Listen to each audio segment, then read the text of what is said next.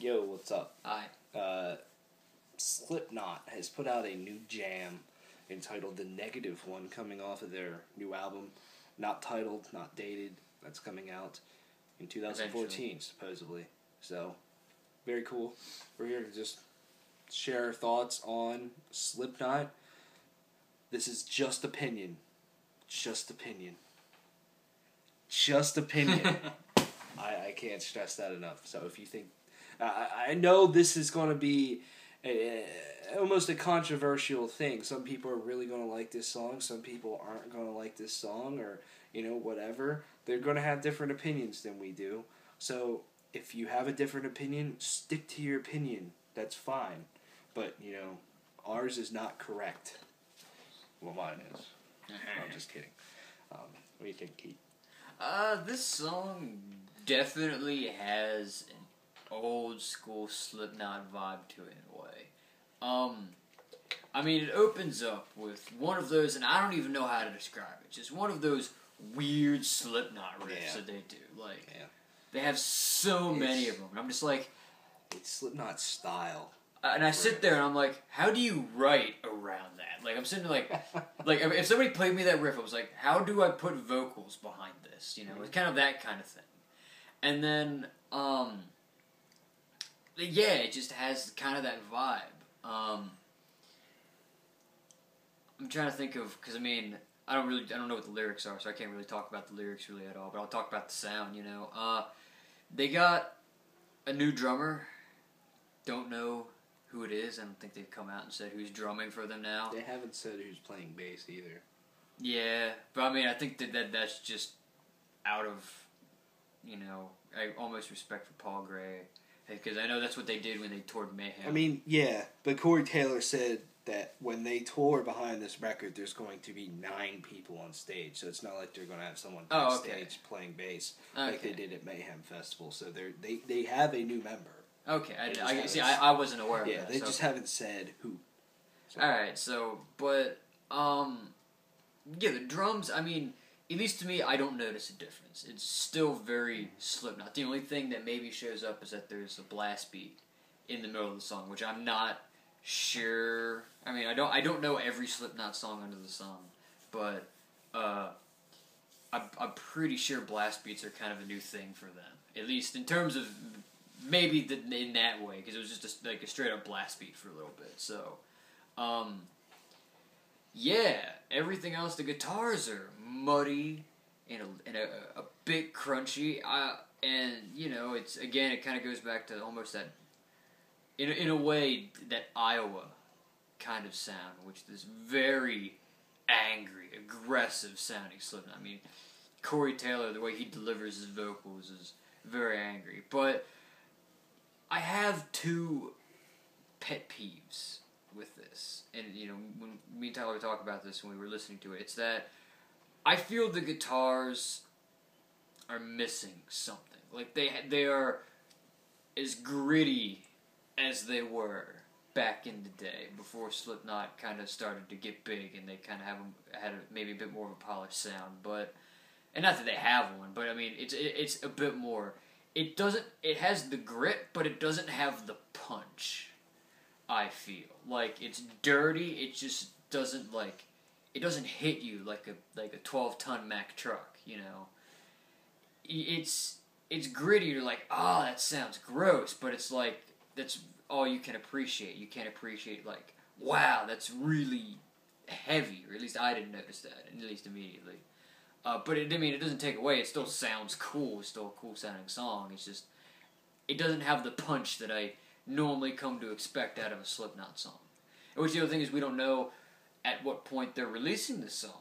We don't know if the album's done. They're just kind of waiting until to say, hey, we're putting it out now, and they're putting it out. We don't know if it's still getting mixed, so they were just so that they know. The album is done. The album is done. Well, are they done with the mixing? Because, I almost feel like maybe... They're pretty much done. Corey Taylor came out a little bit ago and said the album is 98% done. Okay, because alright. And that was a couple weeks ago. Okay, so then it's not a mixing thing, so it's just a weird sound. Like I said, I don't know. For Slipknot, I expect a bit more of a punch to it.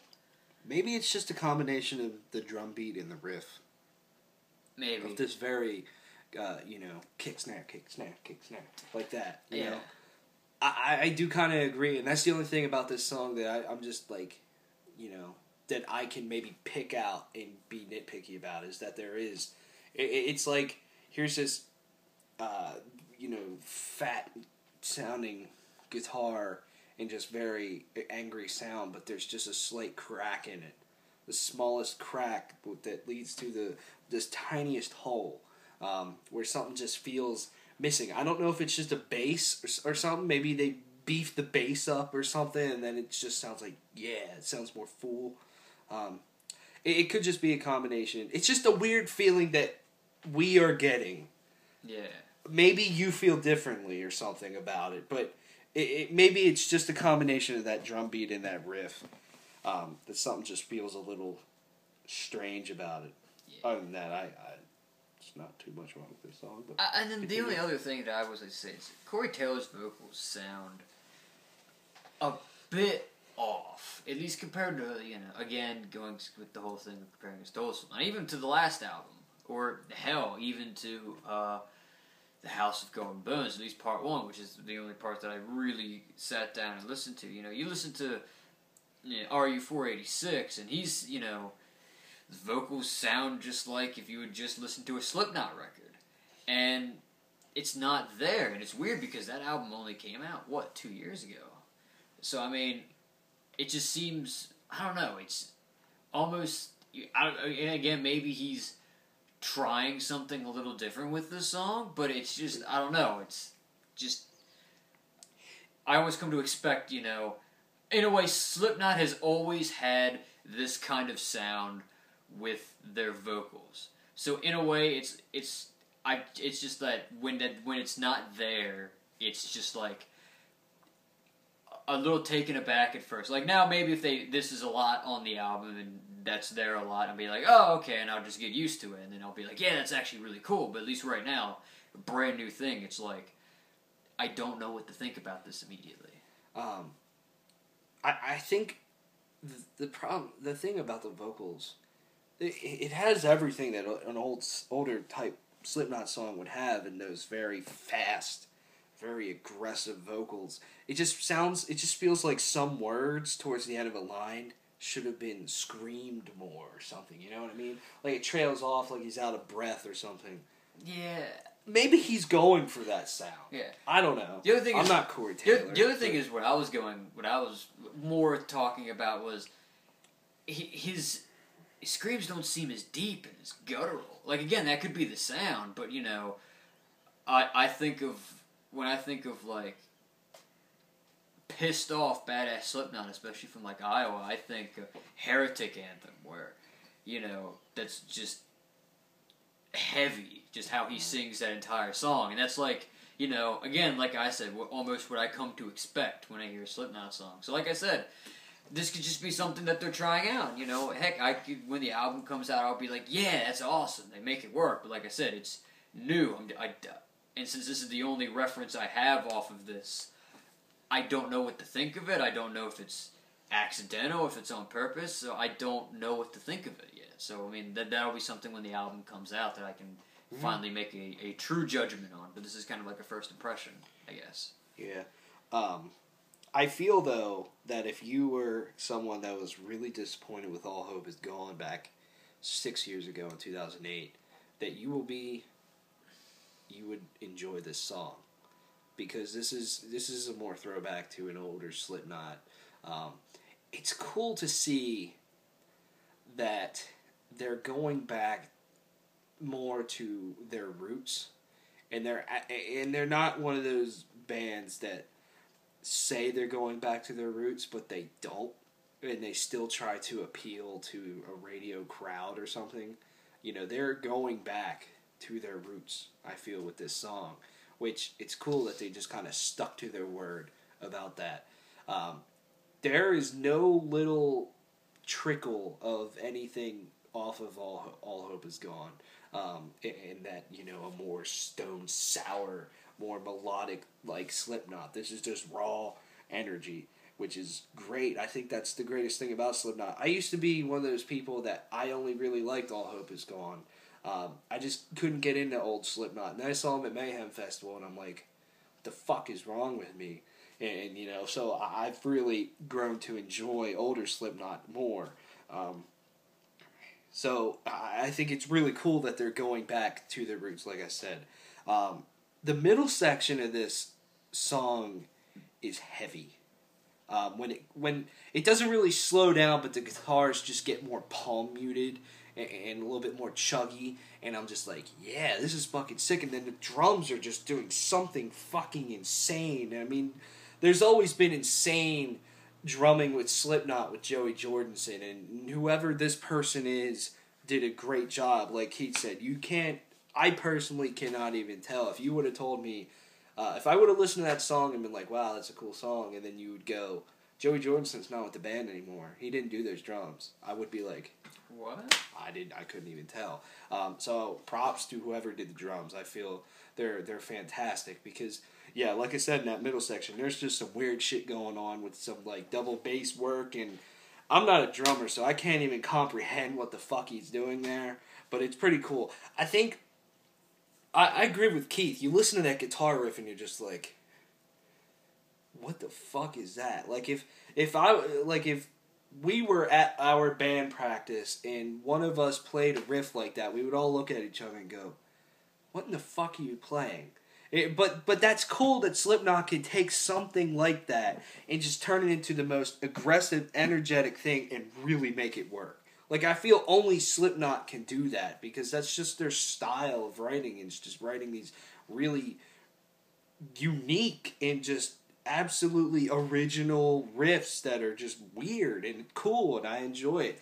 And then I feel that the drums is what really just drives that energy, you know, because they could have came in with something a little bit more traditional, but just coming in with just a very quick beat, just very quick jabs to your face, and I think that's pretty cool. Also, I really was digging the kind of like the DJ electronic shit that's kind of going on in this song. I thought that really added a little layer to it. You kind of don't notice it, but when you notice it, you're like, that's cool. Pretty fucking cool.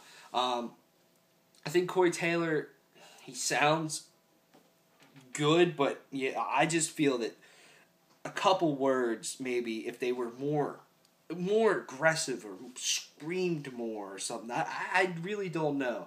It would have sounded a little better. But other than that, I mean, it's cool that even him, you know, he's going back to a little bit more older stuff. It could be a production thing as well. Yeah. You know, it could just be, this is a more clean production or something. They just produced it differently. They recorded it differently than they recorded Iowa back in 2001 or their debut in 1999. You know, it's definitely different times. So that could be a thing as well. I don't know. And I kind of agree with Keith. You know, I want to listen to the rest of the record before I really determine how Corey Taylor's doing his vocals. I'm very curious on that. And yeah, anyways, Jim Root and Mick Thompson, incredible guitar work going on there. I'm intrigued.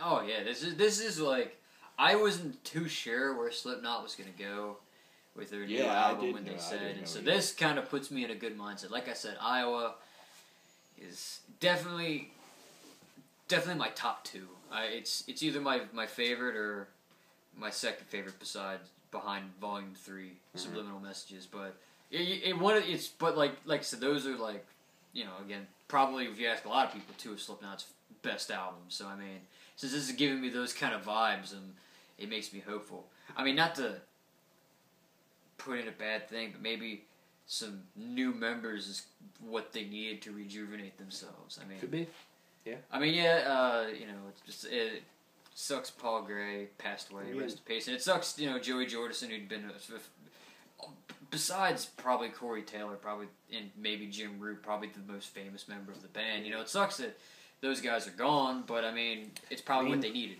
It happens. Look at Dream Theater. Look at Killswitch Engage. Look at Suicide Silence. That shit happens sometimes.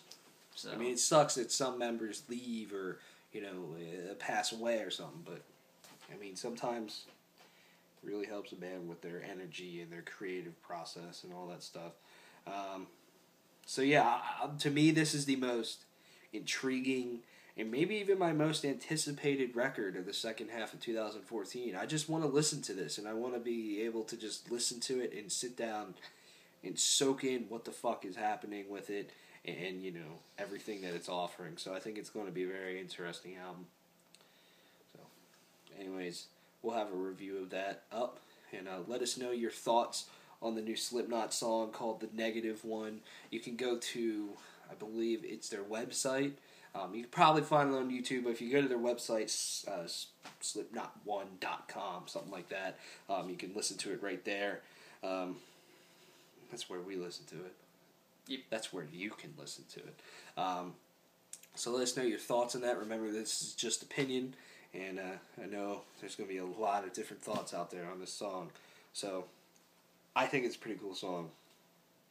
I fucking dig it. So see you guys around and blaze it.